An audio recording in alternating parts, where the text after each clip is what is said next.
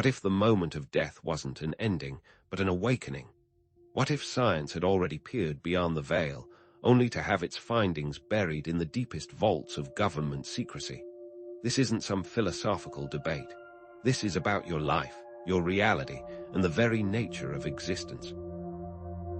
Imagine a world where the fear of death no longer holds sway, where the secrets of the afterlife are unlocked, and where the true potential of consciousness is finally revealed. Or consider the alternative. What if that knowledge is being weaponized, carefully controlled to shape society and manipulate the masses by those who wield its power? The core mystery. Government scientists made a discovery so groundbreaking, so paradigm-shattering, that it was immediately classified. The premise: death isn't oblivion, but a transition into another scientifically measurable state of existence. Imagine experiments, shrouded in secrecy, where researchers attempted to capture the very essence of consciousness as it departs the body, seeking to quantify what was previously deemed unquantifiable. This isn't an isolated incident, but a pattern of suppression, a deliberate attempt to control knowledge and maintain power. Throughout history, revolutionary scientific discoveries have been hidden, discredited, or outright suppressed when they threatened the established order. And this discovery about life after death is no different. This has the potential to revolutionize our understanding of reality, consciousness, and the meaning of life itself. Think of the impact of quantum mechanics, how it upended classical physics and reshaped our understanding of the universe. This discovery could be even more profound, impacting not just science, but philosophy, religion, and every aspect of human life. Imagine a society transformed, where grief is understood differently, where our purpose on this earth takes on a completely different light, or one where the elites covertly uses this knowledge to their advantages. What if this research has already led to new technologies that allow us to interact with the other side, to communicate with those who have passed on? We'll be diving into the possibility of technologies that can influence the afterlife itself. The themes we'll be exploring are profound: the relentless pursuit of knowledge, the ethical tightrope of scientific discovery, the boundless power of consciousness, the insidious nature of government secrecy, and the constant struggle against control. To understand this discovery, we must first delve into the history of near-death experience research and the ongoing quest to understand consciousness itself. Scientists and researchers have spent decades exploring the phenomenon of NDEs, documenting the common experiences of those who have brushed with death. And yet, the mystery of consciousness remains. What is it? Where does it come from? And does it truly cease to exist when the body dies? The afterlife is not a place, but a state of consciousness, a vibrational frequency band that we can potentially tune into, like a radio station. Visualize it. Instead of a physical location, it's a realm of pure energy and consciousness, accessible through specific frequencies or energy fields. In this video, we'll be following multiple investigative paths. We'll examine the scientific evidence, seek to uncover government secrets, confront the ethical implications, and explore mind-bending theories about the nature of consciousness itself. There's a distinct pattern here, one where governments and powerful institutions suppress information to maintain control. They manipulate the population through fear, and there's no greater fear than the unknown of death itself. What if death is not an ending, but a transition to something far more wondrous than we ever imagined? What if government scientists not only proved this, but also found a way to manipulate it, and then buried it all deep? What are they hiding, and why? Are they afraid of societal upheaval, or are they simply trying to control the narrative, to maintain their grip on power? Or is there something far more sinister at play, a potential misuse of this technology that could have unimaginable consequences? This suppressed discovery is a key piece of a larger puzzle, connecting to other hidden truths about the nature of reality, the potential of the human mind, and the very fabric of existence. Later in this video, we'll share leaked documents revealing the exact technology the government was developing to interact with the afterlife. We'll hear expert testimonies that corroborate these findings, and we'll even explore practical techniques you can use to explore your own consciousness and connect with the deeper mysteries of life and death. So, how did this all begin? What initial anomaly was so strange that it caught the attention of government scientists? It started with what seemed like a glitch, an inexplicable flicker on the EEG monitor's moments after patients were declared clinically dead. Imagine a flatline, the definitive end, and then a burst of electrical activity in the brain, like a final, desperate gasp of consciousness. Initially, these spikes were dismissed as faulty equipment, random noise interfering with the readings. Technicians recalibrated the machines, engineers ran diagnostics, but the anomaly persisted. It became a pattern. In a small percentage of cases, a distinct surge of brain activity occurred in the minutes following clinical death. One particular case stands out, a 52-year-old man with terminal cancer.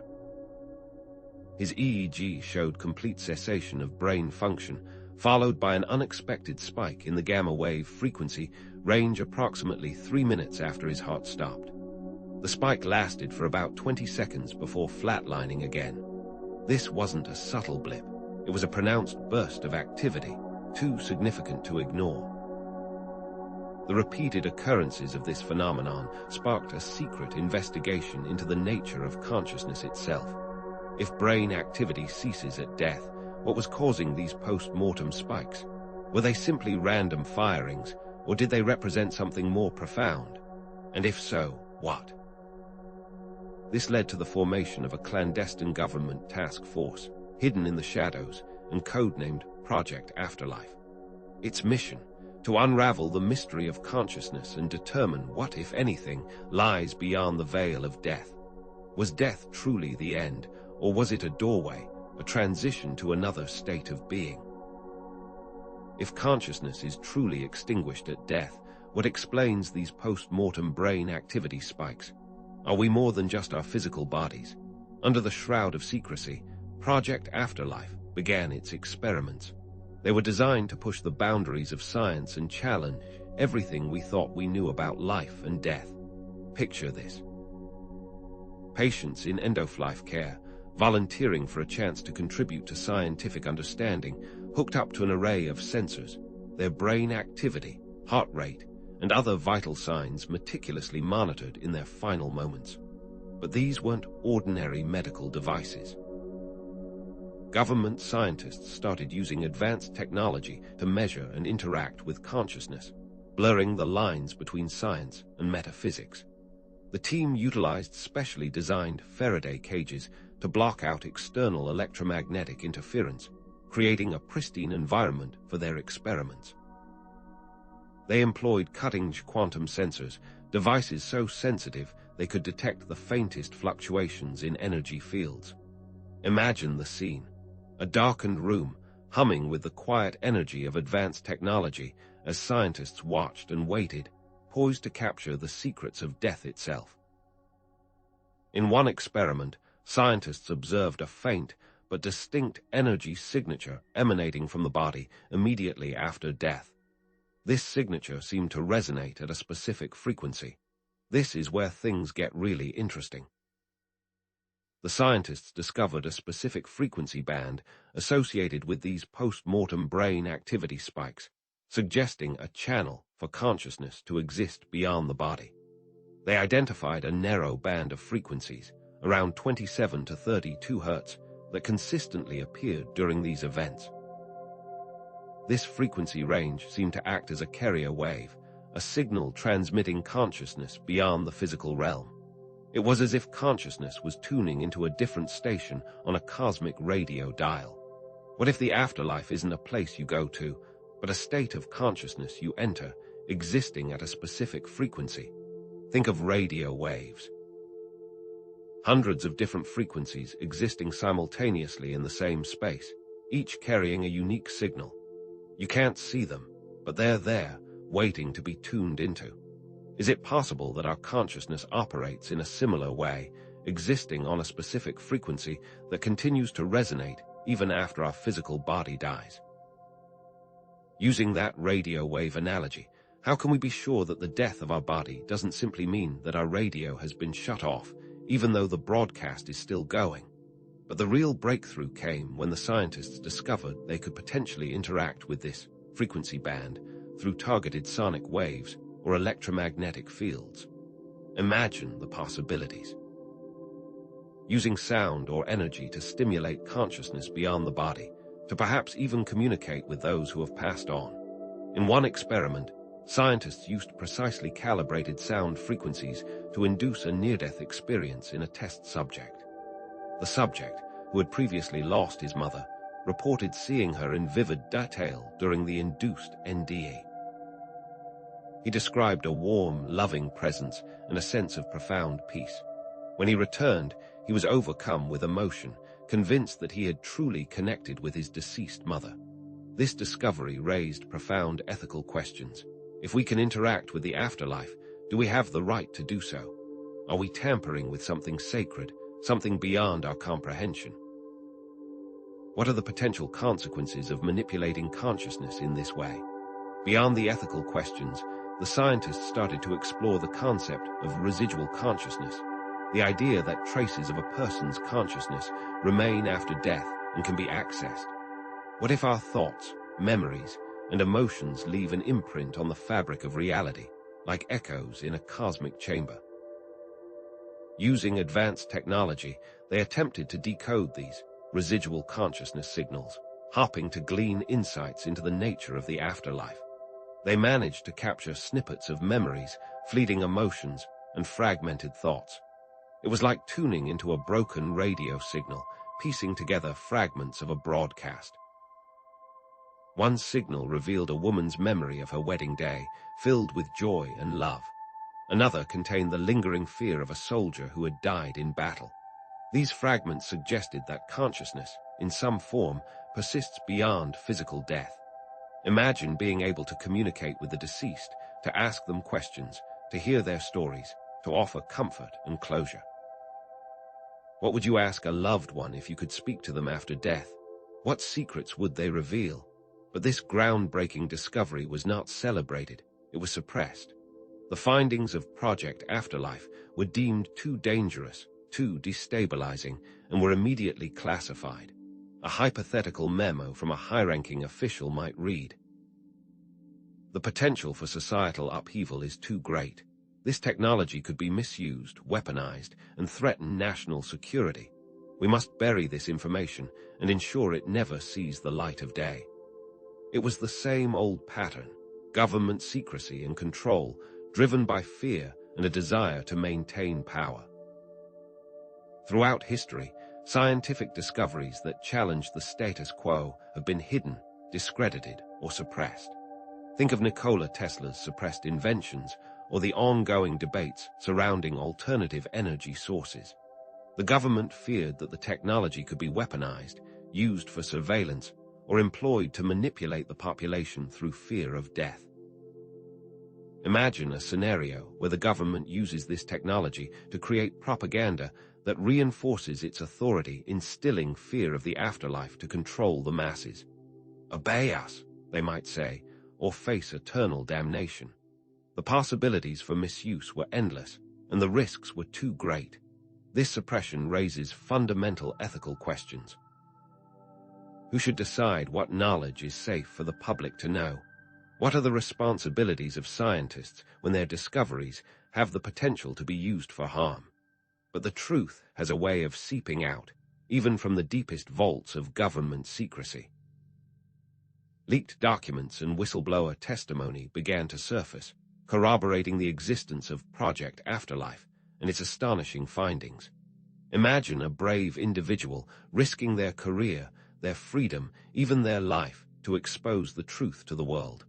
A fabricated excerpt from a leaked document might read, "Project Afterlife has successfully demonstrated the ability to interact with consciousness beyond the body.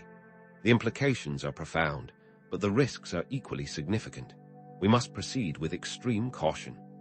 Think of Edward Snowden, who exposed the NSA's mass surveillance programs, or Daniel Ellsberg, who leaked the Pentagon Papers, revealing the truth about the Vietnam War. These leaked documents revealed the names of the scientists involved, the funding sources, and the specific technologies used.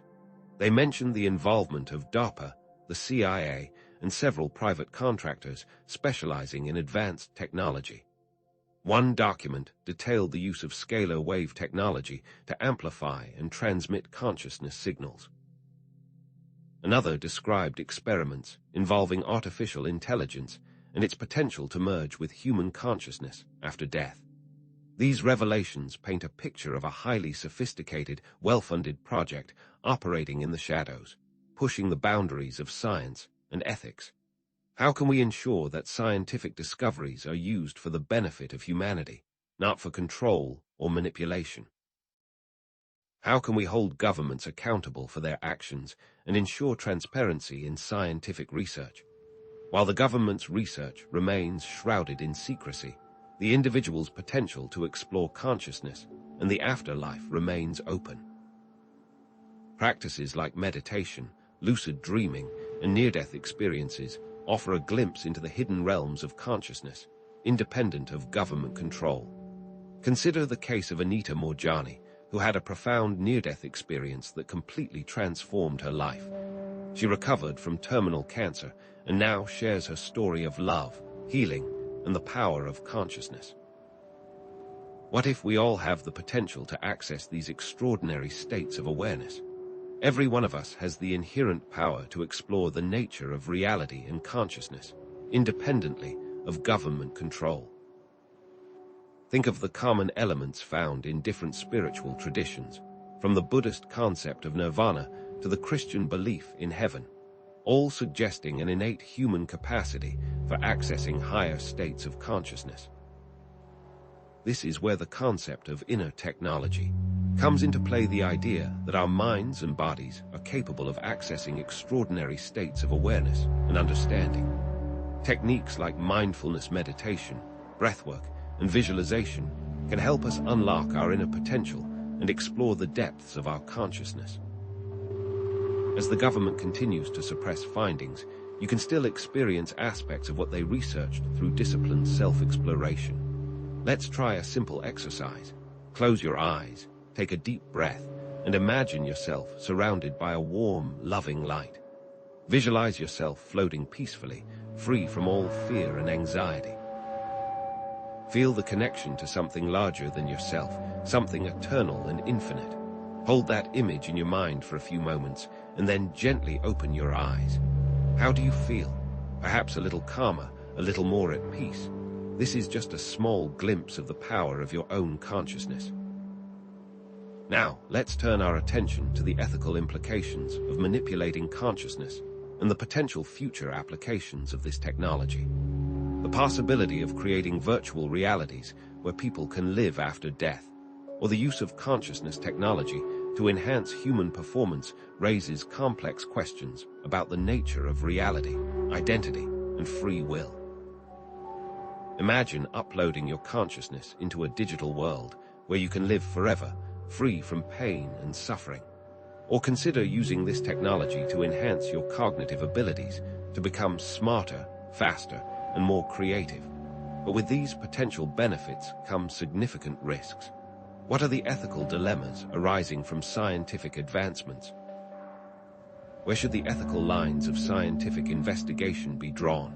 Parallels can be drawn to the development of nuclear weapons and the ethical considerations that arose. The same questions apply here. How do we ensure that this technology is used for good and not for harm?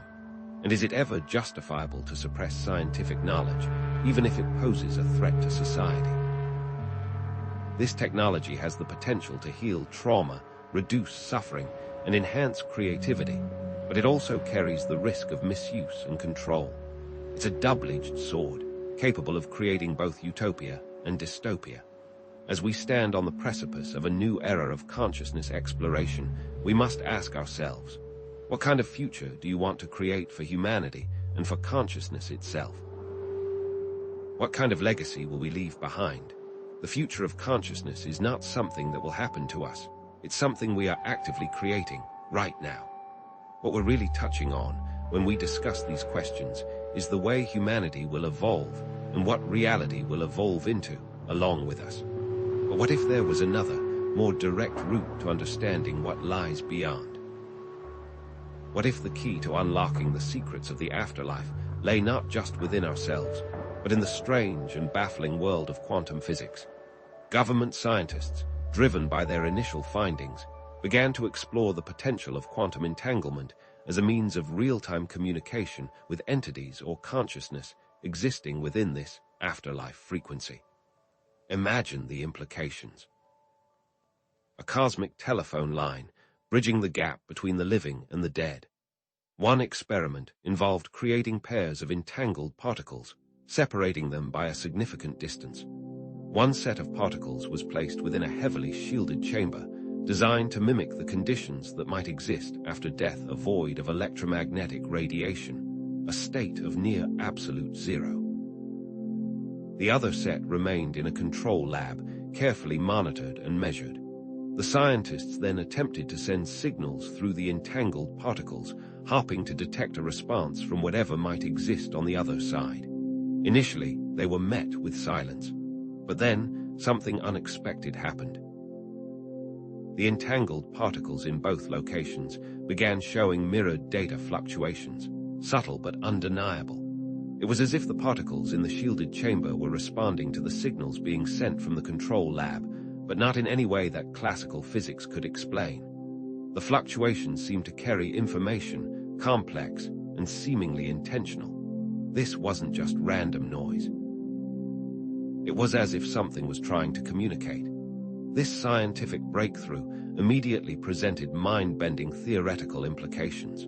If quantum entanglement could indeed bridge dimensions or states of existence, it would offer a pathway for information transfer between life and death, completely upending our understanding of the universe.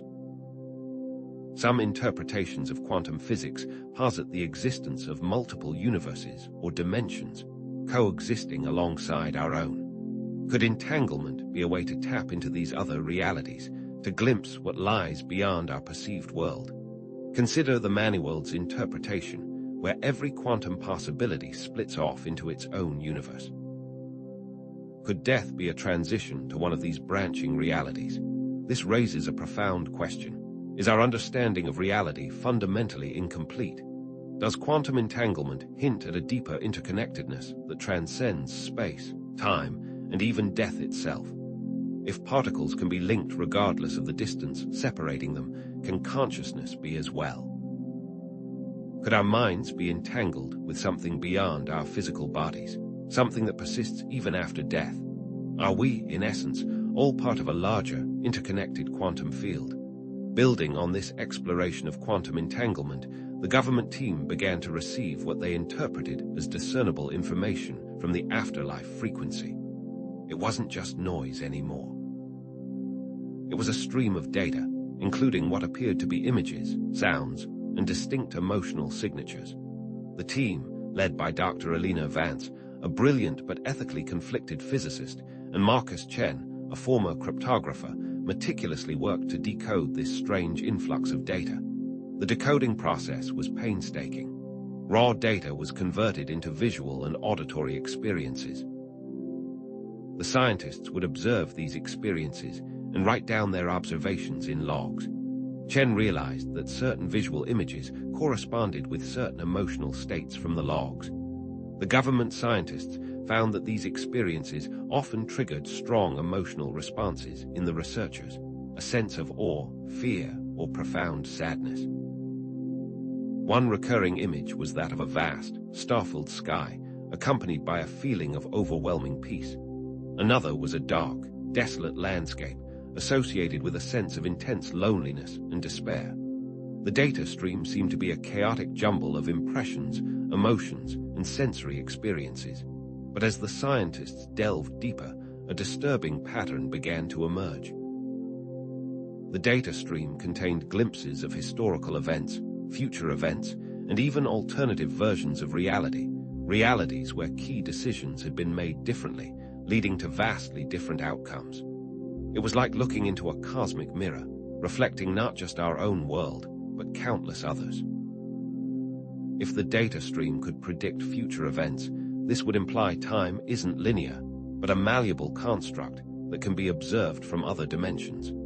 This discovery had staggering implications. Could the future be predicted or even manipulated? Does free will truly exist if other realities are accessible, if our choices are merely one path among many? The government scientists soon discovered that death in these other realities served different purposes. In one, death was a release, a return to a source of pure consciousness. In another, it was a punishment, an eternal cycle of suffering and regret. In yet another, death was simply an illusion, a transition to another level of existence. Consider this. One disturbing and fabricated example involved a predicted natural disaster, an earthquake in a major city that appeared in the data stream weeks before it actually occurred. The details were chillingly accurate, including the magnitude, location, and even the number of casualties. This prediction created a sense of deep unease within the research team, raising difficult questions about the nature of causality and the possibility of altering future events. This leads to a fundamental question that challenges our perception of reality. What is your perception of time? Is it a fixed construct, or is it malleable? If you knew the future, would you change your choices, even if it meant creating a worse outcome in another reality? Would you sacrifice your own happiness to prevent suffering in another dimension? To what extent do our choices truly matter if multiple realities exist simultaneously? Are we merely puppets dancing on the strings of fate, or do we possess the power to shape our own destiny? Fueled by this terrifying knowledge, the government began exploring ways to weaponize the afterlife data stream, focusing on fear and control tactics. They discovered that specific sonic frequencies derived from the emotional signatures within the data stream could be used to manipulate groups of people, inducing feelings of anxiety, fear, and even paranoia. Imagine the power to control entire populations through subliminal manipulation, tapping into their deepest fears and insecurities. One particularly chilling and fictional experiment involved broadcasting subliminal messages based on afterlife imagery through mainstream media channels. These messages were designed to subtly influence public opinion and behavior, promoting obedience, suppressing dissent, and reinforcing the government's authority. The messages were imperceptible at a conscious level, but they were deeply embedded in the subconscious, triggering primal fears and anxieties. This led to a sinister possibility. Amplifying the fear of death to control populations, suppressing dissent, and promoting obedience. Dr. Vance, deeply disturbed by the ethical implications of this research, voiced her concerns, but her objections were dismissed. Other members of the team, including Marcus Chen, began to secretly document the abuses, gathering evidence of the government's manipulative tactics. What historical events have led to fear-based manipulation? Think of the Salem witch trials, McCarthyism, or the War on Terror. This raises a critical question. Is it ethical to use afterlife information to control and manipulate people? Doesn't this undermine free will and create a dystopian society where individual autonomy is sacrificed for the sake of control? Imagine a scenario where the government uses afterlife technology to identify and neutralize potential dissidents before they even commit a crime, based on predicted behavior from the data stream. What are the implications for justice, freedom, and individual rights? What kind of world will we create if we allowed such technology to be used without ethical constraints? How can you resist fear-based manipulation and reclaim your power? By confronting your own mortality and embracing a more conscious way of living. Acknowledge the reality of death, but don't let it define your life. Cultivate inner peace through practices like mindfulness meditation, gratitude practices, and acts of kindness. Let's consider a concrete exercise. Take a few moments each day to reflect on your own mortality. Visualize your death, not as a terrifying event, but as a natural transition, a return to the source of all being. Then, focus on cultivating gratitude for the present moment, for the people you love, and for the opportunities that life offers. By consciously embracing both life and death, you can break free from the grip of fear and live a more authentic, empowered life. Ultimately, these internal conflicts, ethical concerns, and the potential for the technology to fall into the wrong hands led to the shutdown of Project Afterlife. The government, faced with unanswerable moral and ethical questions, decided to bury the research, hoping to erase it from history. But the truth, as always, found a way to emerge. One particular incident involved Marcus Chen, the cryptographer who, driven by his conscience, leaked classified information to the public, triggering a government crackdown and a media frenzy.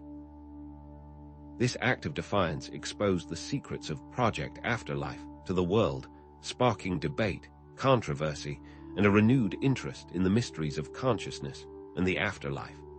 This whistleblower event evolves our understanding of whistleblowers, the sacrifices made to expose government secrets and injustices. But in the shadows, independent researchers and rogue scientists continue to explore the forbidden knowledge, piecing together the fragments of truth that had been scattered to the winds. Remember Julian Assange and Chelsea Manning. They were vilified for challenging power structures and exposing government secrets. The knowledge that has trickled out since the project's shutdown includes leaked documents, whistleblower testimonies, and independent research efforts, has revealed new insights into the nature of consciousness and the afterlife. These discoveries provide a new perspective into the hidden dimensions of reality. There are rumors of a new, underground exploration into this work, fueled by a desire to understand the true nature of reality, regardless of government control or suppression. Perhaps this exploration will be the key to unlocking the full potential of human consciousness and understanding the mysteries of life and death. The viewer now has enough information to actively challenge their fear of death and begin to explore their own consciousness. Armed with the knowledge of quantum entanglement, the afterlife data stream, and the ethical implications of manipulating consciousness, you are now prepared to embark on your own journey of discovery. This journey begins with challenging our own fear of death. How do you do that? That's exactly what we'll talk about next. But how do you actively challenge your fear of death and begin exploring your own consciousness, especially in the face of such potentially manipulative forces? The first step lies in recognizing that the fear of death itself is often a manufactured construct, a carefully crafted illusion perpetuated by societal programming and reinforced by those who seek to control you. Think about it. From a young age, we're bombarded with messages that equate death with loss, suffering, and the ultimate end. We hear phrases like the Grim Reaper, eternal damnation, or simply the end of everything. These narratives, repeated endlessly, create a deeply ingrained fear that can be difficult to shake. Consider the cultural narratives surrounding aging, where growing older is often portrayed as a decline into irrelevance and decay. These messages subtly reinforce the fear of death by associating it with loss of vitality and purpose. How many movies depict death as a horrific event, filled with pain and terror? These images, ingrained in our minds, contribute to a collective fear that can be paralyzing. How different would our society be if death was portrayed as a gentle transition, a natural part of the cycle of life? What power would those who benefit from our fear lose? This brings us to the evolved pattern of control through fear. Throughout history, institutions, whether religious or governmental, have recognized the power of death as a tool for maintaining control. By instilling a deep-seated fear of what lies beyond, they can manipulate behavior, suppress dissent, and maintain their authority. Religions, for example, have often used the threat of eternal punishment to enforce obedience and adherence to their doctrines. Governments have used the fear of death in wartime to motivate soldiers to fight and sacrifice their lives. Even in modern society, the fear of death is used to sell products and services, from life insurance to anti-aging creams. But what if death isn't the end? What if consciousness persists beyond physical death? What if we are all part of a larger, interconnected web of consciousness that transcends individual bodies and lifetimes? This understanding can dissolve the fear of death, replacing it with a sense of curiosity, acceptance, and even excitement about what lies beyond. Imagine consciousness as a vast ocean, and individual lives as waves on the surface. Each wave has its own unique form and temporary existence, but it's ultimately part of the same ocean. When the wave crashes back into the ocean, it doesn't cease to exist. It simply returns to its source. Now, I challenge you to actively question your own beliefs and assumptions about death. What are your earliest memories of learning about death? What emotions did those memories evoke? What cultural narratives have shaped your understanding of death? Are those narratives based on fear or on a deeper understanding of the nature of reality? Take a moment to imagine death as a transition, not an ending. Picture yourself moving from one state of being to another, like stepping through a doorway into a new room. What does that new room look like? What do you feel? By actively engaging with these questions, you can begin to break free from the limiting beliefs that have been imposed upon you. So, how can you access your inner technology and begin to experience this truth for yourself? There are a variety of practical techniques you can use to explore your own consciousness and challenge the illusion of death. These techniques aren't about escaping reality, they're about understanding it on a deeper level. Let's start with a simple mindfulness meditation practice. Find a quiet place where you won't be disturbed. Sit comfortably, close your eyes, and focus on your breath. Notice the sensation of the air entering and leaving your body. As thoughts arise, simply acknowledge them and let them go without judgment. The goal is to cultivate present moment awareness, to be fully present in your body and in your surroundings. By practicing mindfulness, you can begin to quiet the constant chatter of your mind and connect with a deeper sense of peace and awareness. This brings us to the pattern of inner power, the understanding that each individual possesses the ability to directly experience and understand the nature of reality. You don't need to rely on external authorities or institutions to tell you what to believe. You have the power within you to explore the mysteries of consciousness and discover your own truth. What if all the answers you seek are already inside you, waiting to be discovered? What if you are far more powerful than you ever imagined? Beyond mindfulness, techniques such as lucid dreaming, out-of-body experiences, and guided visualizations can be powerful tools for exploring consciousness. Lucid dreaming, for example, is the ability to become aware that you're dreaming while you're still in the dream. Once you're lucid, you can control your dream environment and explore the nature of reality in a safe and controlled setting. To induce a lucid dream, try keeping a dream journal, performing reality checks throughout the day, and using techniques like dream-initiated lucid dreaming, DILD, or wake-induced lucid dreaming, WILD. Imagine being able to fly through the cosmos, meet with spiritual guides, or explore alternate dimensions, all within the realm of your own consciousness. Now, I encourage you to experiment with these techniques and discover your own inner capacities for exploring consciousness. Keep a dream journal and track your progress with lucid dreaming. Try different guided visualizations and see what insights and experiences they bring. Don't be afraid to step outside your comfort zone and explore the unknown. What if you could unlock hidden abilities and tap into unlimited potential? What if you could discover the secrets of the universe within your own mind?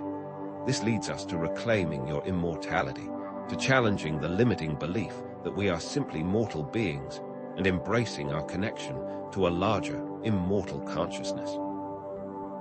Think about the concept of the observer effect in quantum physics, which suggests that our consciousness shapes reality. What if our belief in mortality is simply a self-fulfilling prophecy? What if we could change our reality by changing our beliefs about ourselves? This is where the power of consciousness pattern evolves. By changing your self-perception from mortal to immortal, you can change the very nature of your reality. This isn't about denying the physical reality of death. It's about recognizing that death is not the end of consciousness. It's about understanding that we are eternal beings having a temporary human experience. Consider the stories of individuals who have overcome seemingly impossible challenges by shifting their beliefs about themselves and their potential. People who have healed themselves from terminal illnesses, achieved extraordinary feats of athleticism, or created groundbreaking innovations. These stories demonstrate the power of belief to shape our reality and transcend limitations. You can use affirmations, visualizations, and intention setting to shape your reality and align with your immortal nature. Start by creating affirmations that affirm your connection to eternal consciousness. For example, I am an immortal being having a temporary human experience. Or, I am connected to the infinite source of all being. Visualize yourself as a radiant being of light, connected to a vast, timeless consciousness. Set intentions to live in alignment with your immortal nature, to embrace your full potential, and to make a positive impact on the world. Now, I invite you to shift your perspective and view yourself as an eternal being having a temporary human experience. Reflect on past lives or experiences that hint at your connection to a larger, timeless consciousness. Do you have a strong affinity for a particular culture or historical period? Do you have recurring dreams or intuitive insights that suggest past life connections? By exploring these possibilities, you can begin to connect with a deeper sense of your own immortality. What if you've lived countless lives before and will continue to live countless lives after this one? What if death is simply a transition to another chapter in your eternal story? Exploring consciousness and challenging the fear of death is an ongoing journey, not a destination. It's a process of continuous learning, experimentation, and self-discovery. Don't expect to find all the answers overnight. Be patient with yourself and trust your own inner guidance. Let's summarize the points we've made. We've explored how the fear of death is often a manufactured construct used for control. We've discussed practical techniques for exploring consciousness, such as mindfulness meditation, lucid dreaming, and guided visualizations. We've challenged the limiting belief that we are simply mortal beings and emphasized our connection to a larger, immortal consciousness.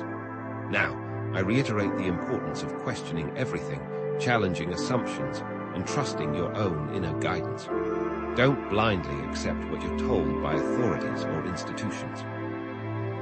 For your own research, explore different spiritual traditions, scientific theories, and philosophical perspectives to expand your understanding of reality. Follow your intuition and trust your own inner wisdom. So, I end with a call to action. Embrace the mystery of life and death and continue exploring your own potential, regardless of what the government may or may not be hiding. Share your thoughts, experiences, and questions in the comments section below. Let's create a community of explorers, supporting each other on this journey of discovery. The journey is the reward, and the journey will continue in the next section. But what if the fear of death is not only a tool for control in this life, but also extends into the afterlife itself? Imagine a government that, through its research, has discovered the secrets of consciousness and the transition we call death. What if they then used this knowledge to engineer the afterlife narrative, creating a false reality designed to maintain control even after we leave our physical bodies? Think about it. Through manipulated sensory experiences and carefully crafted subliminal messaging, a false afterlife could be projected into the collective consciousness, shaping our expectations and experiences after death. Consider how sonic frequencies, combined with visual imagery of a hellish afterlife, could be broadcast to subtly induce fear and obedience in the population. These broadcasts, imperceptible to the conscious mind, could bypass our critical thinking and directly influence our subconscious beliefs about what awaits us after death.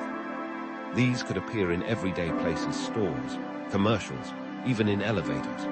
How different would our society be if every piece of media was engineered to evoke a deep sense of dread and terror about what lies ahead? What if our deepest fears were not our own, but carefully implanted suggestions? This brings us to the evolved pattern of control through fear, now extended beyond the boundaries of physical existence. Imagine a fabricated afterlife reality, complete with rewards for obedience and punishments for dissent. This manufactured system could be used to further control behavior, suppress critical thinking, and maintain the power of those who created it. What if the heaven that's promised is just a carefully constructed prison, designed to keep souls compliant and under control? What if the hell we fear is simply a tool for preventing rebellion and maintaining order? What if this false reality is the real prison? The psychological impact of such a manufactured afterlife narrative could be profound. Imagine how it could suppress critical thinking and individual agency, reinforcing the belief that we are powerless to shape our own destinies, both in this life and the next. This could result in the use of psychological conditioning techniques, such as classical and operant conditioning, to reinforce the desired beliefs and behaviors. For example, imagine a system where souls are rewarded with pleasant experiences for adhering to certain doctrines, and punished with unpleasant experiences for questioning authority. Over time, this conditioning could create a population of beings who are so deeply programmed that they are unable to break free from the manufactured reality. How can you break free from programming that you don't even know you're a victim of? I now challenge you to identify and deconstruct the fear-based narratives you have internalized about death and the afterlife. How are these narratives being perpetuated, and who benefits from your fear? Think about the media you consume, the religious teachings you've been exposed to, and the conversations you've had about death. Are there any subtle messages that reinforce fear or disempowerment? Start noticing the subtle ways that fear is being used to control you. What benefits could be gained from the widespread fear of something no one living has experienced? But the rabbit hole goes deeper. What if the government wasn't just creating a false afterlife narrative, but was also actively monitoring individuals' consciousness, even after death? What if they were using quantum entanglement to track our progress and potentially influence our experiences in other dimensions? Think about it. Quantum entanglement allows two particles to be linked together in such a way that they instantly affect each other, regardless of the distance between them. What if these entangled particles could be linked to individual consciousness, allowing observers to monitor thoughts, emotions, and experiences regardless of physical location or state of being? Imagine the implications of such technology. Consider an entangled pair where one exists in this reality and the other is somehow tied to your consciousness after death. What could be learned from this connection? This brings us to the evolved pattern of government control, now extending beyond the limitations of physical life and death. This control is no longer limited to this life. The ethical implications of such quantum surveillance are staggering. What about the potential for abuse and the violation of privacy and free will across multiple dimensions? Imagine a scenario where the government uses this technology to punish individuals in the afterlife for crimes they committed in this life, creating a system of eternal surveillance and control. How could justice or free will exist in such a reality? I now challenge you to consider the ethical implications of such a system. What rights do we have to privacy and freedom of thought, not just in this life, but in any potential afterlife? How can we ensure that our consciousness is not being monitored or manipulated without our consent? The answer is in taking back your own power, to understanding that your own consciousness is powerful enough to defy any kind of tracking or manipulation. By understanding your power and wielding it responsibly, you are more powerful than any tech. But how can we defy such advanced technology? What if the key lies in understanding the power of counter-frequency-specific thoughts, emotions, and intentions that can disrupt control signals and create pathways to liberation? Think about it. Our thoughts and emotions are not just abstract feelings. They are measurable electromagnetic fields that interact with the surrounding environment, cultivating feelings of love, gratitude, and compassion can create a vibrational shield that protects individuals from manipulation. These emotions can, in a sense, scramble the signals. Imagine your consciousness is like a radio receiver. The government is broadcasting signals designed to control your thoughts and emotions, but by tuning into a different frequency, a frequency of love and compassion, you can drown out their signals and reclaim your autonomy. But what does that look like in a practical sense? This brings us to the evolved pattern of inner power, demonstrating how focused intent and specific emotions can disrupt even the most advanced technology. Consider the science behind resonance, explaining how thoughts and emotions can create measurable electromagnetic fields that interact with the surrounding environment. Studies show that meditation can alter brainwave activity and increase the strength of the electromagnetic field around the body. This means our thoughts, emotions, and intentions can directly influence our reality. How do you make sure that influence is positive? Now, I challenge you to consciously cultivate positive emotions and intentions, visualizing a future of freedom and empowerment. Imagine yourself surrounded by a protective field of light, repelling any negative or manipulative energies. Visualize yourself as a sovereign being, free from fear and control, creating your own reality with love and intention. Take a moment now to close your eyes and visualize yourself surrounded by a radiant, golden light. Feel the warmth and energy of this light protecting you from all harm and negativity. Affirm your freedom and sovereignty, declaring that you are the master of your own destiny. But what if this individual effort could be amplified by a collective awakening? What if a critical mass of individuals realizing their true potential could create a ripple effect of change that transforms the entire planet? Think about it.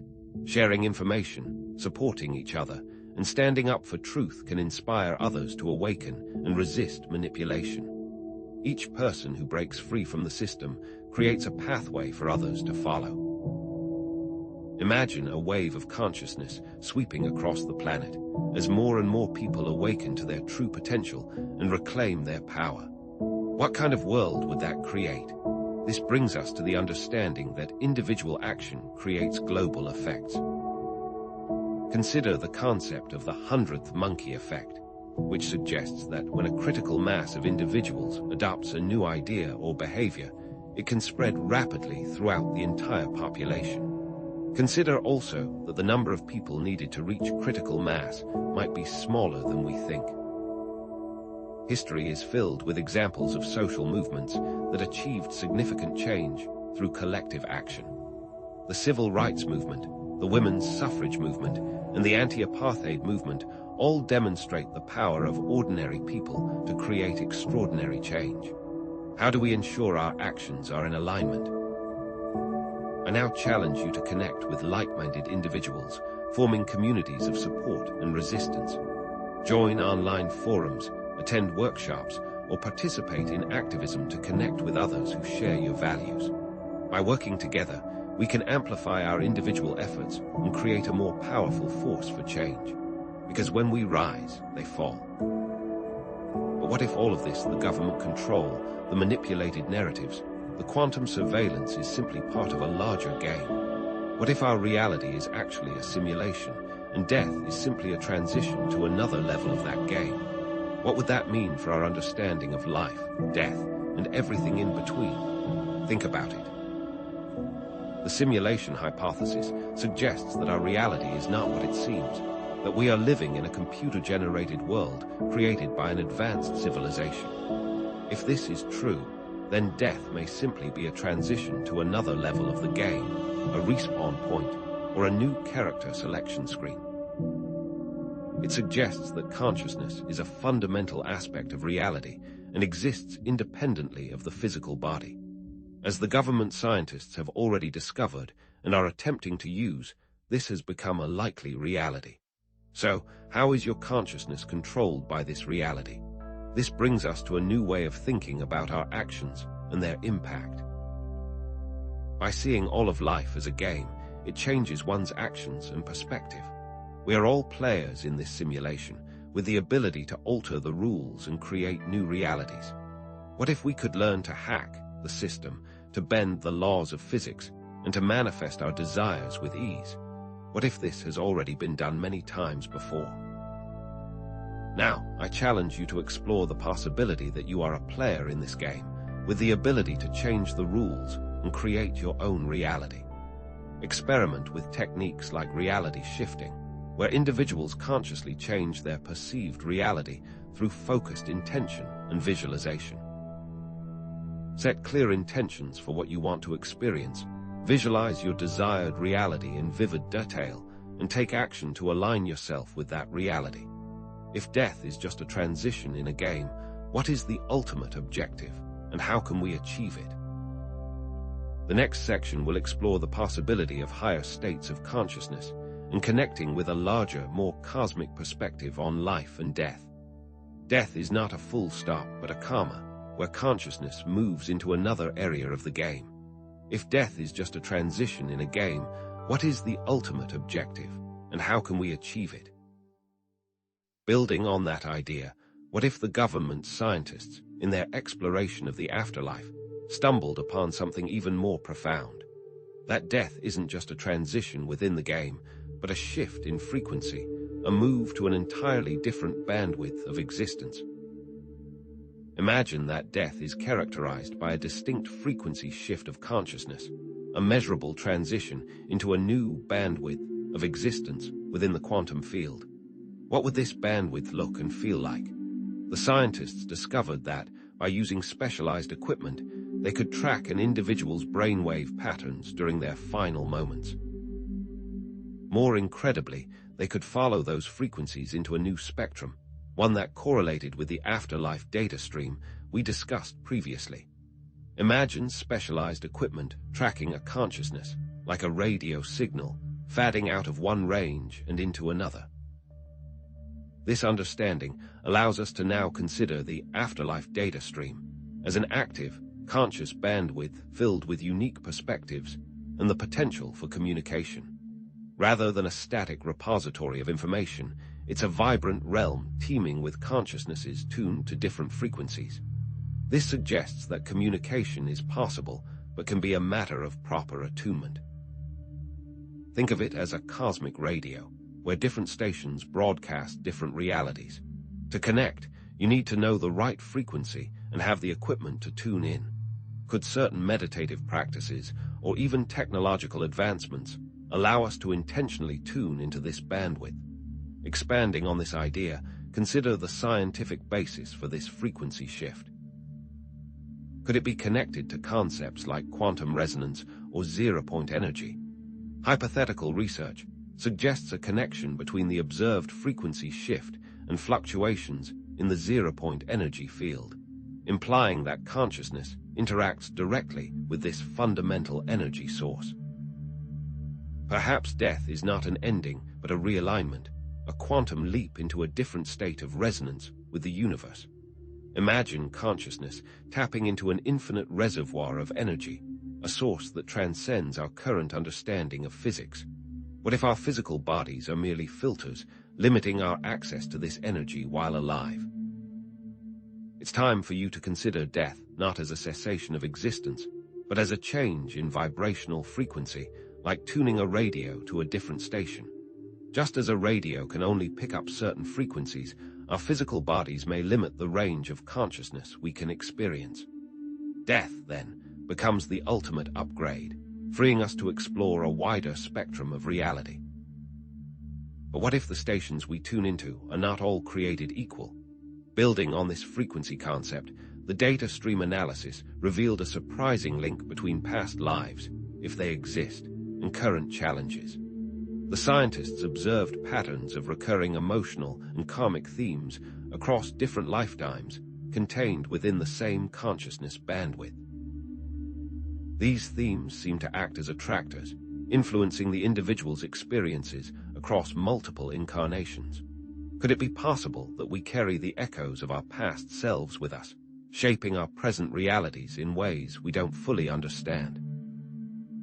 This new potential opens up an entirely new understanding of how reality is not a clean slate, but one that is influenced by past iterations and experiences. This echo chamber effect suggests that our present is not solely determined by our current choices, but also by the unresolved issues and patterns from our past. The government, understanding this, recognized the potential to affect mass consciousness by amplifying or suppressing these recurring themes. What if reality is more like a tapestry, woven with threads from past, present, and future, all interconnected and influencing each other? Discussing how this echo chamber effect could explain phenomena like déjà vu, recurring dreams, or strong emotional reactions to certain people or places can further our understanding. Déjà vu might be a fleeting glimpse of a past life, a familiar echo resonating in our present. Recurring dreams could be symbolic representations of unresolved karmic issues, nagging at our subconscious until we address them. And strong emotional reactions to certain people or places might be triggered by past life connections, unresolved conflicts, or shared experiences. Imagine a place that feels strangely familiar, even though you've never been there before. Or meeting someone you feel an instant connection with, as if you've known them for lifetimes. What if these are not just coincidences, but echoes of a deeper reality? Consider this influence and the potential to predetermine pathways. If our present is shaped by our past, are we truly free to choose our own destiny? Or are we merely puppets, acting out a script written by our previous selves? Knowing this information, could a subject alter their pathway? Yes, and by becoming aware of these recurring patterns, we can consciously choose to break free from them. By identifying the root causes of our challenges, we can begin to heal the wounds of the past and create a new future for ourselves. It's like rewriting a faulty program, replacing old code with new, more empowering instructions. But what if someone else is trying to control the code? The elite could leverage the knowledge of past life influences to manipulate the masses. Imagine them engineering societal conditions that amplify negative karmic patterns and maintain their power. This could lead to manufactured consent for perpetual energy, as people are trapped in cycles of fear, violence, and scarcity.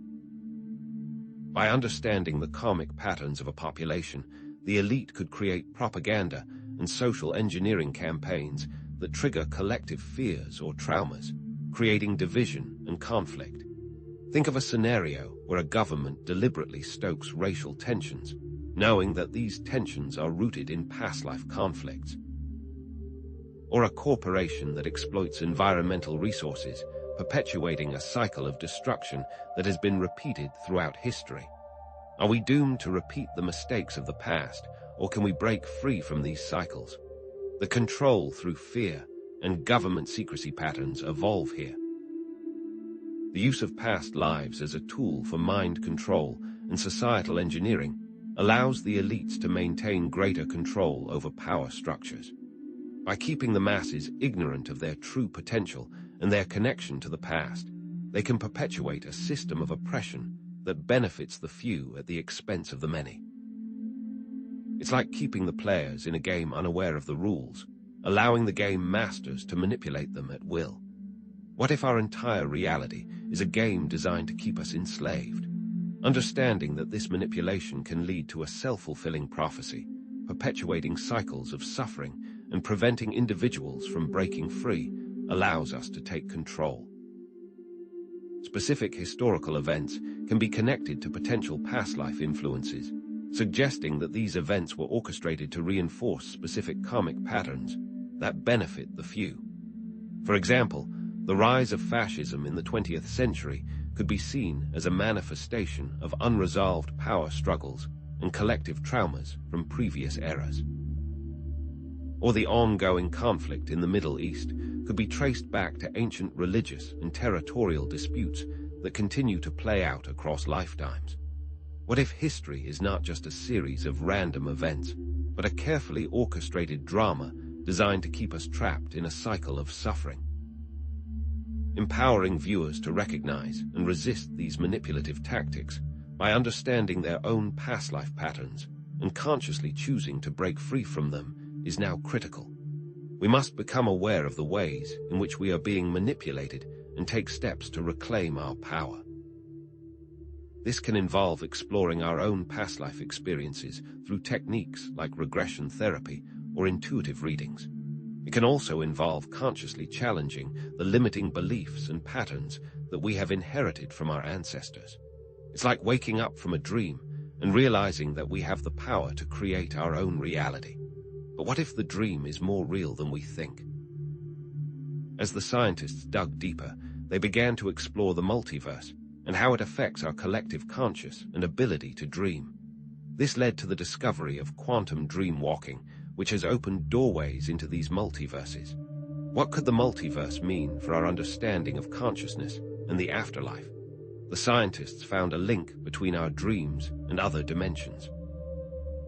They discovered that certain individuals, through focused intention and specific techniques, could consciously navigate these other dimensions while dreaming. This newfound ability allows people to tap into these possibilities, and this is exactly why the elites are trying to contain this ability. If we can access other realities through our dreams, what does that mean for the power structures that control our waking world? If the limitations of our physical reality are merely illusions, then what is stopping us from creating a better world for ourselves? The quantum realm has always been accessible, but now we have another avenue. Elaborating on accessing one's unique multidimensional properties that can unlock new realms of understanding of the true self, we begin to see the full picture. Quantum dream walking opens the door to accessing different versions of ourselves, exploring alternate timelines, and gaining insights into our true potential. Each dream becomes a portal, a gateway to infinite possibilities. Imagine meeting your higher self in a dream, receiving guidance and wisdom from a being who embodies your full potential, or traveling to a parallel universe where you made different choices, experiencing the consequences of those choices firsthand. This is real. What are the steps someone can take to experience a quantum dream and what that entails?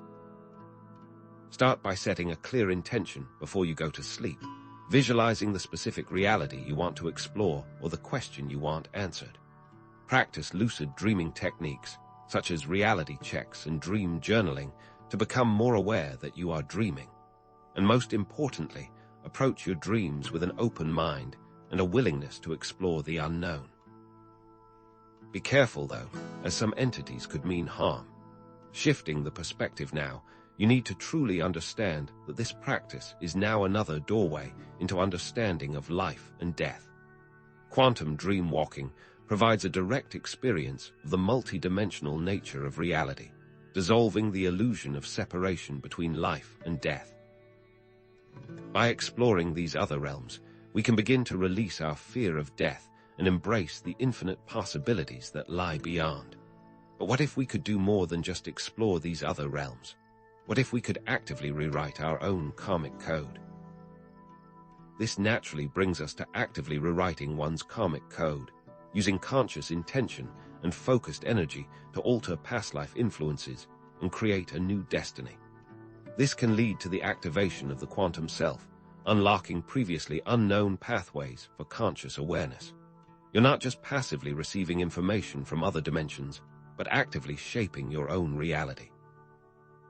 This process involves identifying and releasing limiting beliefs, forgiving past transgressions, and consciously choosing new patterns of thought, emotion, and behavior. It's about taking responsibility for your own creation and consciously choosing to create a future that aligns with your highest potential. Start by examining the limiting beliefs that are holding you back, the negative self-talk that is keeping you small. Then, forgive yourself and others for the mistakes of the past, releasing the burden of guilt and resentment. Finally, consciously choose new patterns of thought, emotion, and behavior that support your desired reality. The only limits are the ones you set yourself. The inner power and consciousness creates reality patterns evolve, emphasizing that individuals have the power to transcend their past and create a more fulfilling future. The old power of death is fading in the light of the quantum self, and consciousness is powerful enough to defy any kind of tracking or manipulation. This is a powerful shift. Imagine yourself as the author of your own life story, with the ability to rewrite the chapters that no longer serve you. Let's discuss practical techniques for rewriting karmic code, such as affirmations, visualizations, shadow work, and ancestral healing. Affirmations are positive statements that reinforce your desired reality, reprogramming your subconscious mind with empowering beliefs. Visualizations are mental images that create a clear picture of your desired future, attracting those experiences into your life. Shadow work involves exploring the dark aspects of your personality, integrating those shadow elements into your conscious self. And ancestral healing involves connecting with your ancestors to heal past life traumas and release inherited patterns. Combine those together, and your potential is unlimited. Consider these specific affirmations related to releasing past life trauma, forgiving oneself and others, and embracing a new destiny. I release all past life traumas that are holding me back. I forgive myself and others for all past transgressions. I embrace my true potential and create a future that aligns with my highest good. Repeat these affirmations daily, feeling the truth of these statements resonating within your being. Also, visualize yourself surrounded by golden light and feel yourself as the master of your destiny. Now is the time for you to take control of your own narrative and consciously create a future free from the limitations of the past, opening new worlds through new perspectives and the quantum self. You are not a victim of your past, but a creator of your future. It's time to step into your power and claim the life you were born to live. But what if this is all just a game? Connecting the idea of rewriting karmic code to the larger concept of the simulation, we see that we are all players in a cosmic game with the ability to alter the rules and create new realities. If we can rewrite our past, then what else is possible? Envision rewriting our karmic code, which can be seen as hacking the simulation, allowing us to bypass the limitations imposed by the game's programmers. By changing our internal code, we change our external reality, and new experiences unfold. Tying together all previous patterns, understanding the nature of reality, reclaiming our inner power, and connecting with others are all essential steps in transcending the simulation. We are not alone in this game. We are all interconnected, and together we can create a more harmonious and loving reality. We have the power to change it all. Is the ultimate objective of the game to awaken to our true potential, to remember our connection to Source, and to create a more harmonious and loving reality. Concepts like ascension, enlightenment, or self-realization can be seen as potential descriptions of this ultimate objective. It's about remembering who we truly are, beyond the limitations of our physical bodies and our limited beliefs. By becoming aware of our connection to Source, we tap into infinite source and infinite possibilities. It's time to fully embrace your potential as cosmic game changers, creating a world free from fear, control, and limitation. The power is within each and every one of us, and if we choose, we can tap into it. This power can create a ripple effect that transforms the entire planet. But what happens when one chooses to leave the game entirely? The answer is coming next. What happens when one chooses to leave the game? What happens to consciousness? And what did the scientists learn? In the next section, we'll explore the ultimate freedom, the frequency of choice. So, what happens when one chooses to leave the game entirely? What happens to consciousness? And what did the scientists learn? In the next section, we'll explore the ultimate freedom, the frequency of choice. But first, let's explore how elites actively cultivate a fear feedback loop by amplifying societal anxieties surrounding death, effectively harvesting this negative energy to maintain control. Is it possible that our collective dread fuels a system far more insidious than we imagine?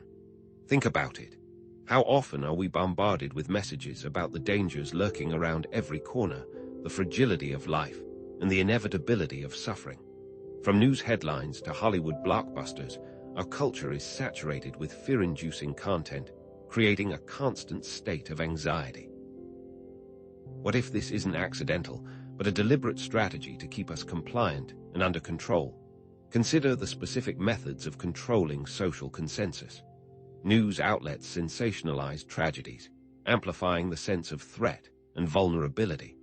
Political rhetoric often relies on fear-mongering, creating enemies and scapegoats to unite people against a common threat.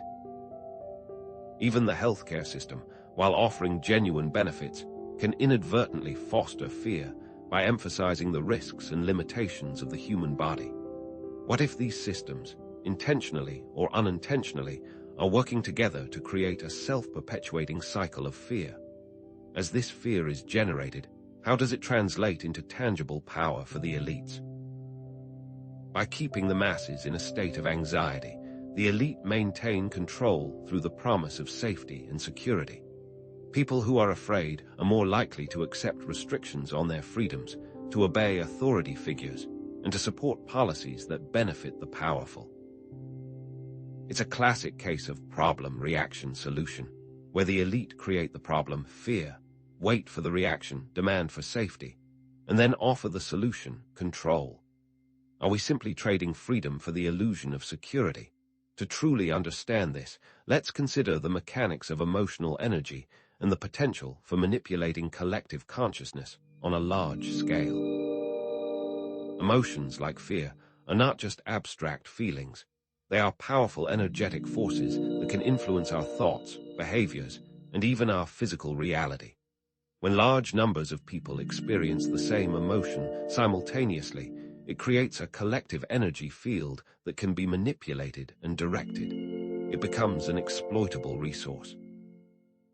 What if the elites understand this dynamic and are actively using it to shape our world? Imagine Loosh, the esoteric concept of emotional energy harvested from humans. The premise is that negative emotions, particularly fear, are a valuable resource for certain entities or forces that thrive on this energy. This is the new energy that can be used by the elites. While this may sound like science fiction, consider the practical implications. If our collective fear is being harvested, who is benefiting, and how can we stop contributing to this cycle? How are we powering their systems of control? The challenge now is for us to become conscious of our own contributions to this fear feedback loop and to consciously redirect our emotional energy. We can start by becoming more aware of the fear-based messages that we are constantly bombarded with and consciously choosing to consume content that is uplifting and empowering. We can also practice techniques like meditation and mindfulness to cultivate inner peace and resilience. This is how we cut off their supply and reclaim our power. What if, by choosing love over fear, we could starve the system that seeks to control us? With that in mind, let's move on to a powerful way to reclaim agency and transform the experience of death, conscious dying. What if approaching death fearlessly could rewrite the entire narrative? Conscious dying involves actively preparing for the end of life, both practically and spiritually. It means making informed decisions about your healthcare, expressing your wishes to loved ones, and engaging in practices that promote peace, acceptance, and closure. It's about taking control of your final journey and transforming it from a fearful ordeal into a sacred transition. If death is inevitable, shouldn't we strive to make it a conscious and empowering experience? To best prepare, one must avoid fear-based scenarios. Don't fall into the trap of letting others dictate your path. Seek guidance from within. The steps to prepare for death are highly personal, but some common elements include reflecting on your life and identifying any unresolved issues, forgiving yourself and others, expressing gratitude for the blessings in your life, connecting with loved ones and sharing your feelings, and exploring your spiritual beliefs and finding comfort in your connection to something larger than yourself. These steps allow us to free ourselves from the burden of the past and embrace the present moment with peace and acceptance. What if the key to a good death is a life well-lived? The power to consciously shape one's experience extends even to the moment of death. By cultivating inner peace, clarity, and acceptance, we can transform the dying process from a chaotic and fearful experience into a serene and transformative one. This involves releasing our attachment to the physical body, surrendering to the unknown, and trusting in the process of life and death. Different practices facilitate conscious dying, such as meditation, visualization, energy work, and creating a supportive environment. Meditation helps to calm the mind and cultivate inner peace, allowing us to approach death with greater equanimity. Visualization involves using mental imagery to create a positive and comforting experience of death, such as visualizing yourself surrounded by loved ones or being guided by spiritual beings. Energy work, such as Reiki or Qigong, can help to balance the body's energy field and promote healing and relaxation. And creating a supportive environment involves surrounding yourself with loved ones, creating a peaceful and comfortable space, and ensuring that your physical and emotional needs are met. Let's walk through a step-by-step guide to creating a personalized death meditation or visualization. Find a quiet and comfortable space where you can relax without being disturbed. Close your eyes and take a few deep breaths, allowing your body to relax and your mind to quiet down. Then, begin to visualize yourself lying peacefully in your bed, surrounded by loved ones who are holding your hand and sharing words of love and support. See yourself bathed in golden light, feeling a sense of peace and serenity washing over you. Imagine spiritual beings, such as angels or guides, appearing to guide you on your journey to the other side. As you take your final breath, feel yourself floating effortlessly into the light, leaving behind all your pain and suffering. Repeat affirmations such as, "I am at peace, I am loved, and I am ready to let go." Practice this meditation regularly, and you will find that your fear of death begins to dissolve, replaced by a sense of peace and acceptance. If you shift your perspective to view death as a sacred opportunity for growth, transformation, and conscious liberation, the whole equation changes. This is a chance to release all that no longer serves us, to forgive ourselves and others, and to connect with the divine. By embracing death as a natural part of the cycle of life, we can transform it from a source of fear into a source of wisdom and empowerment. What if death is not the end, but a new beginning? Now let's explore how, according to some interpretations of quantum physics, consciousness can choose its next reality or experience within the quantum field. What if death is not a passive event, but an active choice? If all realities exist simultaneously within the quantum field, then our consciousness has the potential to choose which reality we experience after death. This choice is influenced by our beliefs, expectations, and emotional state at the moment of death. If we die with fear and anxiety, we may find ourselves in a reality that reflects those emotions. But if we die with peace, love, and acceptance, we may find ourselves in a reality that is filled with joy and bliss. This means the state of one's consciousness at the moment of death directly influences this choice.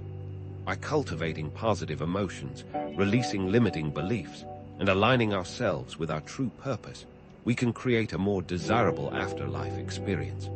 It's like setting the GPS coordinates for our next destination. Delving further into the concept of reality tunnels, our beliefs, expectations, and emotional states shape our perception of reality, even after death. If we believe that death is a scary and painful experience, that is likely what we will experience. But if we believe that death is a peaceful and liberating transition, we are more likely to experience that reality. It's like wearing tinted glasses that color everything we see. To make that tunnel go from dark to light, one can actively reprogram their beliefs and expectations about death. This involves challenging negative thoughts and emotions, replacing them with positive affirmations and visualizations.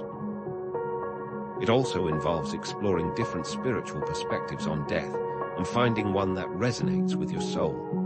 Create a heavenly experience by visualizing the afterlife you desire, filling it with beauty, love, and joy. And carry this vision forward by consciously choosing to live a life that aligns with those values.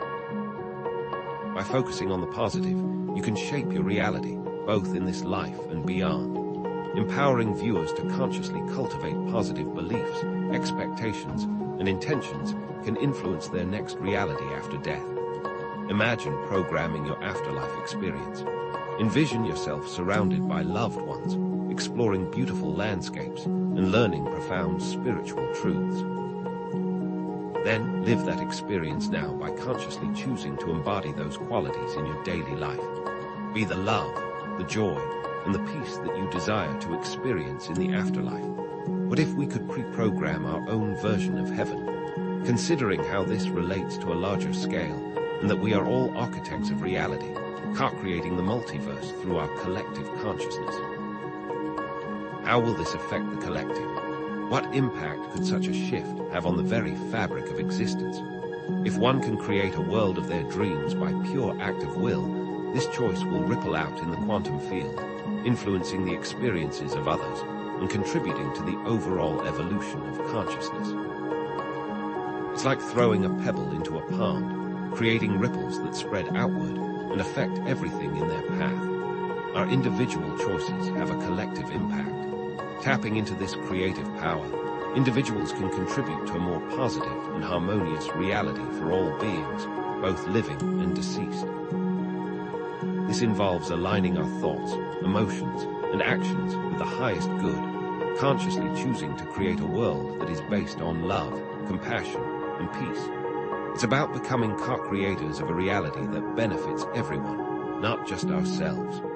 Collective dreaming can allow individuals to consciously participate in shaping the collective consciousness to create positive change. This involves gathering together with others to share intentions, visualize positive outcomes, and amplify the power of collective consciousness. It's like creating a giant antenna that transmits our collective desires into the quantum field. To maintain one's collective consciousness, start by connecting with like-minded individuals, either in person or online. Share your intentions for positive change, visualize the world you want to create, and support each other in your efforts. Practice collective visualization exercises, focusing on specific goals such as world peace, environmental healing, or social justice. And most importantly, maintain a positive and optimistic attitude, knowing that your collective consciousness has the power to shape reality. If we dream together, can we create a better world for all? It's time now for you to embrace your role as architects of reality and to consciously create a more beautiful and sustainable future for all. By aligning our individual consciousness with the collective good, we can create a world that is filled with love, compassion, and peace. This involves taking responsibility for our thoughts, emotions, and actions, consciously choosing to create a world that reflects our highest aspirations. Let's build the future we want to see. With this expansion of consciousness, how can a person's conscious desires be transferred into the next plane? Can it? Where does this leave legal teams and courts of law? If consciousness is not tied to the body, how can one bequeath their estate? One's conscious desires can potentially influence their afterlife experience through the power of intention and belief. By clearly defining your desires and visualizing them with strong emotion, you can create a blueprint for your future reality. This is where wills, trusts, and other legal documents come into play. What happens to these documents? What are the requirements for the new earth?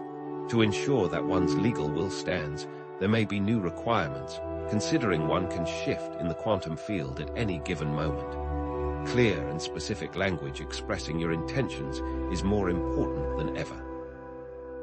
Consider including statements about your desired afterlife experience, your wishes for your loved ones, and any specific instructions for the use of your assets. It's like creating a treasure map for your consciousness to follow after death. Considering that consciousness can exist freely, the elites will no doubt attempt to control this narrative in the courts of law. They may try to argue that consciousness is not real, that past lives are not valid, or that individuals do not have the power to choose their afterlife experience.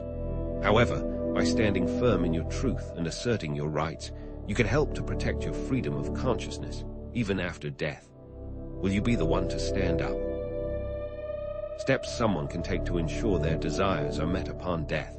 no matter the state of their consciousness, include creating a detailed will that outlines your wishes for your afterlife experience, appointing a trusted individual to act as your consciousness executor, communicating your desires to your loved ones, and engaging in practices that promote clarity, peace, and self-awareness. Be specific. This is how you declare your sovereignty, even in the face of death. This practice is now another doorway into understanding of law and life after death. By consciously choosing our beliefs, intentions, and actions, we can shape our reality, both in this life and beyond. It's time to unlock the mysteries of life after death and consciously create the destiny we desire. But what does all of this mean for our connection to the universe? What new understanding did scientists uncover when they fully dove into consciousness? That's coming up next. So, what did government scientists ultimately uncover when they delved fully into consciousness, confirming the existence of a post-mortem state and its manipulability? Their initial scientific pursuit transformed into something far more insidious, a desperate attempt to control the very narrative of death itself. It's a shift that speaks volumes about the true motivations at play. What began as a quest for knowledge quickly devolved into a power grab. The suppression wasn't just about maintaining order or preventing panic. It was about controlling the ultimate narrative. By dictating what people believe about death, those in power could exert influence even beyond the grave, potentially weaponizing the afterlife itself. This discovery underscores a profound truth. Consciousness transcends the physical. It offers liberation from our reliance on the material world, a perspective that flips the script on everything we thought we knew. Are we ready to embrace this freedom? Understanding death as a transition, not an end, is the ultimate perspective transformation. It empowers us to prepare for this journey, to consciously shape our post-mortem experience using the very knowledge we've gained throughout this exploration. What if we could approach death not with fear, but with informed intention? But what does all this mean in the broader context of our lives, our ethical responsibilities, and the very nature of reality? The scientific discoveries we've discussed have profound implications that extend far beyond the laboratory. They touch upon the core of what it means to be human. The elite's desire for control, reaching even beyond death, reveals their deepest fear, the inherent power of individual consciousness. But here's the empowering truth. Their efforts are ultimately limited by our free will and our ability to tap into the boundless potential of our own minds. Can we truly be controlled if we understand our own power? Understanding the nature of consciousness is the first step. Reclaiming control of our narrative is the second. Co-creating a more positive future, both here and beyond, is the ultimate goal. But what concrete steps can we take to make this a reality? How can we reclaim our power and co-create a more positive future? The understanding transformation we seek involves moving from fear to understanding, from powerlessness to empowerment, and from separation to interconnectedness. It's a shift that requires a fundamental reevaluation of our beliefs and assumptions about the world. Are we ready to embrace this new paradigm? So, how do we complete the government cover-up thread? It starts by reinforcing the importance of questioning authority and seeking the truth for ourselves, no matter how uncomfortable or challenging it may be.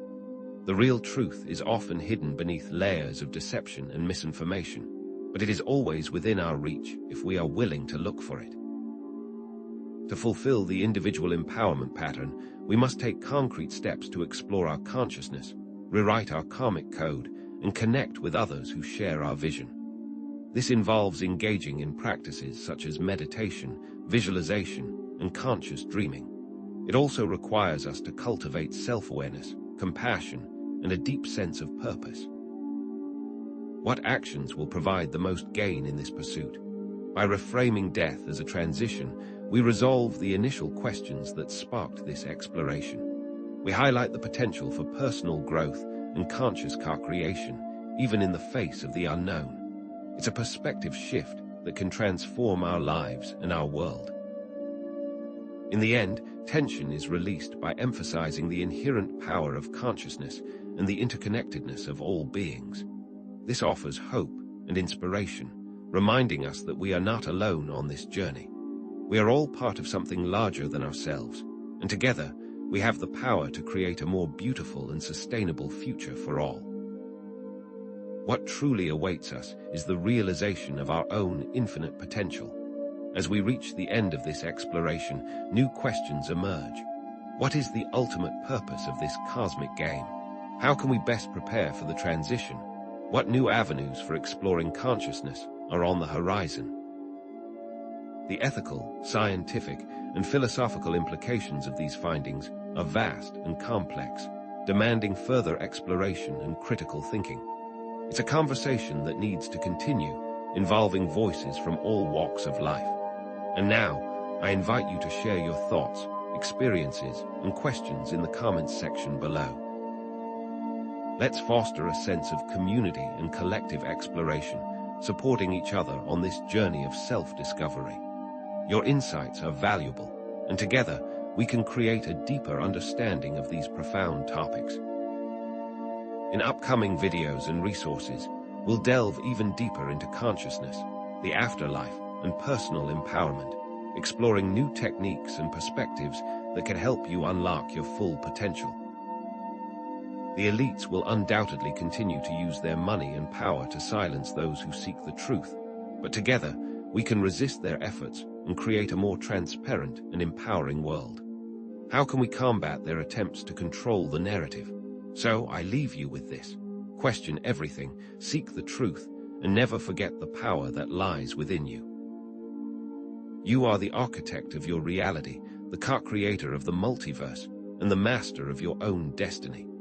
Embrace your power and create a world that is worthy of your highest aspirations.